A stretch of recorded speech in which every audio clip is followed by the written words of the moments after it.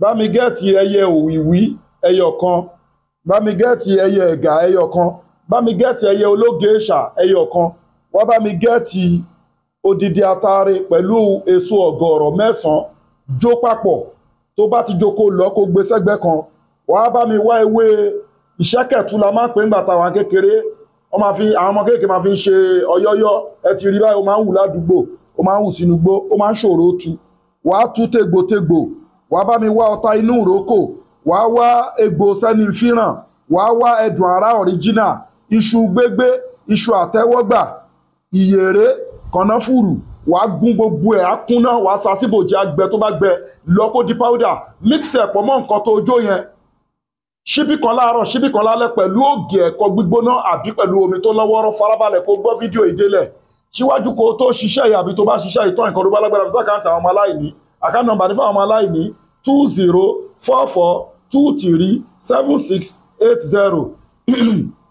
Àkáǹtì nọ́mbà fáwọn ọmọ aláìní 2044237680. First Bank of Nigeria, Global Dahiratu Dhikrlahi Islamic Organization. Gbogbo ẹni tí wọ́n fẹ́ pè wá ẹ kọ́ọ̀lù wa àbí kẹ́ WhatsApp wa lórí +234 810 913 1425. ẹ kọ́ọ̀lù wa lórí +234 810 913 1425. a wà ní Ìbẹ̀jú Lẹ́kì Lagos. Nọ́mbà yẹn wà lórí WhatsApp. Iṣẹ́ wo ni iṣẹ́ yìí ń ṣe? Mo ti ń ṣe ìdánilẹ́kọ̀ọ́ lórí tí wọ́n bá mú nǹkan ọmọkùnrin àti oríṣiríṣi àwọn nǹkan tó máa ń fà á tí ò kí ń jẹ́ kí ọmọkùnrin kó lè pàfọ́ọ̀mù dáadáa. Bóyá ẹ̀jẹ̀ ò flow níbi nǹkan ọmọkùnrin ẹ̀ dáadáa ni, bóyá dákọ́lẹ̀, bóyá aróbòsá, bóyá aróbòkú ni. Ó nídìí nǹkan ìmárale, nǹkan ajíra, aleko generally, gbogbo nǹkan tó ń disturb reproductive organ, both natural and spiritual. Mo wá fi ilẹ̀ fáwọn èèyàn. Èmi náà ṣe, àwọn èèyàn mi náà pè mí, mo ṣe fún wọn. Àwọn míì lọ ṣe fúnra wọn mú oyè kọ́ wọn. Àwọn kan wá lálàá, wọ́n ti lo iṣẹ́ yẹn, nǹkan ọmọkùnrin wọn jí padà.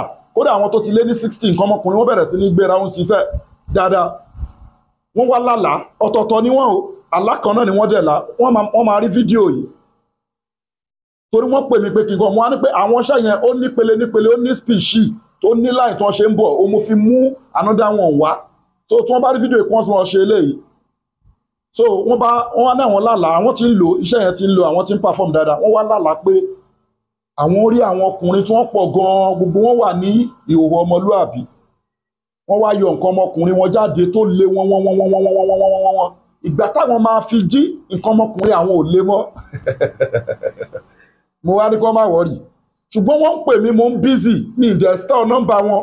Mo ní màá kọ́ wọn ní nǹkan míì. Bẹ́ẹ̀ ni, so ìgbà tí mi ìdẹ̀ rí nọ́mbà wọn, mo fi wá jáde tó rádéhùn làdéhùn jẹ́. Alukurani ni lélẹ́yìí o, èmi ò ṣe àròsọ o, èmi ò ń dún kàtìkàtì o. Wallahi tallahi ismubillahi allazi la ilaha illa huwa. They confirm the work, different people. So èmi mọ àwọn iṣẹ́ yẹn lóríṣiríṣi bẹ́ẹ̀, òun mo fi jáde báyìí. So èyíkéyìí nínú ìpèníjà ẹ pè wá, product wa ni ó ti yẹ yín sìn, ẹ pè wá fún èyíkéyìí nínú ìpèníjà obìnrin tó ń wojú Ọlọ́run bá fọmọ ẹni tí wọ́n mú nǹkan ọmọkùnrin ẹ̀. A lè bá ẹ ṣe GIG làwa ń lò àti DHL láti deliver product wa all over the world. Kò síbi tẹ́ wà tá àti lè deliver fún yín. Kódà àwọn special tá a bá ṣe fún yín náà, àwọn ló máa gbé àwọn òkè fi nǹkan wá ara mọ́tò. Torí àwọn kan máa ń wà spiritual and natural. So a máa ń gbé fún àwọn logistic ni. So ike nínú ìpèníjà ẹ WhatsApp wa lórí +234 810 913 1425. Obìnrin tó ń wojú Ọlọ́run bá fọmọ, ẹni tó wà lórí àìsàn lọ́jọ́ pípẹ́, tó lọ́wọ́ ayé inú, tó lẹ́sẹ̀ ayé inú, ẹ kọ́ńtàtì wa. Gbogbo nǹkan tó bá kò dojú kẹ̀dá, Global Dahiratu Dhikrlahi Health and Spiritual Department under Sheikh Afagba International Limited. Bí sí ni láì tààlà ẹ̀dúpẹ́ fọ́lọ́run. Bẹ́ẹ̀ ni wàmọ́ uti tún minal ilmi illa qalilan. Wọ́n bá mú nǹkan ọmọkùnrin ẹ̀ lọ ṣiṣẹ́ ìkódẹ̀ fi fídíò ìránṣẹ́ kí wọ́n náà gba ládá. Bẹ́ẹ̀ ni tested and confirmed. Màá tún mú èyí tó jẹ́ ọlọ́ṣẹ́ ẹ̀ wá. Torí mo promise àwọn yẹn pé mo máa kọ́ wọn. Ṣùgbọ́n mi ní nọ́mbà wọn, wọ́n dẹ̀ ti pè mí, ó ti sú àwọn gan náà. Mo fi wá ní kí n ṣe fídíò. Wọ́n máa bá fídíò ìpàdé torí ó rẹ̀ pé wọ́n follow wa lórí Facebook. Ó ti yẹ yín nísìn. Ẹ lọ ṣiṣẹ́ yẹn, ó máa jẹ́ fún yín. Ẹ fi nǹkan tó bá lágbára sákàǹtì àwọn ọmọ aláìní. Ẹ dẹ̀ fi fídíò yìí ránṣẹ́. Ìwọ tó bá fẹ́ ká ṣe fún ẹ contact wa. Both natural and spiritual, ẹ pè wá lórí +234 810 913 1425. Kẹ́ ẹ dẹ̀ fi nǹkan tó bá lágbára sákàǹtì àwọn ọmọ aláìní. Account number ní fún àwọn ọmọ aláìní 2044237680. First Bank of Nigeria, Global Dahiratu Dhikrlahi Islamic Organization.